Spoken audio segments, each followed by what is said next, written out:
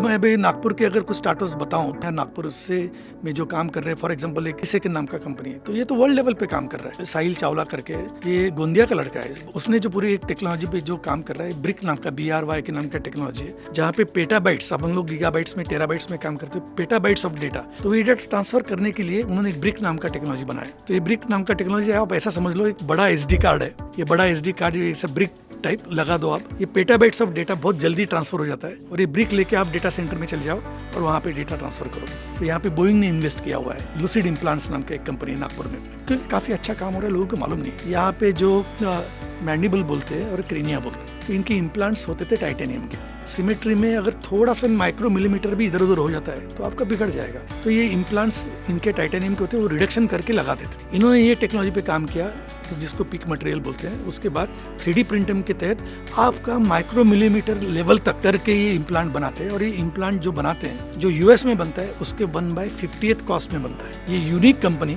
नागपुर में बैठी हुई है। तीसरी एक कंपनी है एजाइल कनेक्ट नाम की एक कंपनी, तो ये जो पूरे अपने मैक्सिमम जो एनर्जी का जो बड़े बड़े बिल्डिंग्स और रिटेल चेन्स में और बैंक्स में कंजम्पशंस AC, HVAC और उसके थ्रू होता है, तो उन्होंने पूरा एक ऐसा सिस्टम बनाया कि जिसके थ्रू आप पूरे कंट्रोल और पूरा मैनेजमेंट कर सकते हैं। उनका जो इम्प्लीमेंटेशन जो करा हुआ है उन्होंने बड़े स्केल पे, उसका एक केस स्टडी बना जो IBM वर्ल्ड में रेफर करता है। एक अपनी एक कंपनी अर्ली साइन नाम का है, जिसको फंडिंग भी मिला हुआ है। सलाइवा से बायोमार्कर्स लेते हैं और बायोमार्कर से एक डिटेक्शन करते हैं कि वेदर कैंसर की प्रोपेंसिटी है कि नहीं। तो ये भी कंपनी नागपुर में, एक रोहन देशपांडे करके, वो बोन एक्सटेंशन पे काम, ऑपरेशन करने के बाद में ये एक्सीडेंट होता है तो बोन का लेंथ एडजस्ट करना पड़ता है, उसकी एक नई टेक्नोलॉजी उन्होंने विकसित की है। काफी सारे अपने जो स्टार्टअप्स, अच्छे लेवल के जो स्टार्टअप्स है, वो यहाँ पे अभी काम कर रहे हैं। 2 प्रकार की एक रिक्वायरमेंट रहती है, उनको एक एडवाइस मिले जिसको मेंटरिंग हम लोग बोलते हैं, मगर सेकंड एक सबसे बड़ा इंपॉर्टेंट बनता है कि राइट टाइम पे राइट अमाउंट का फंडिंग मिले।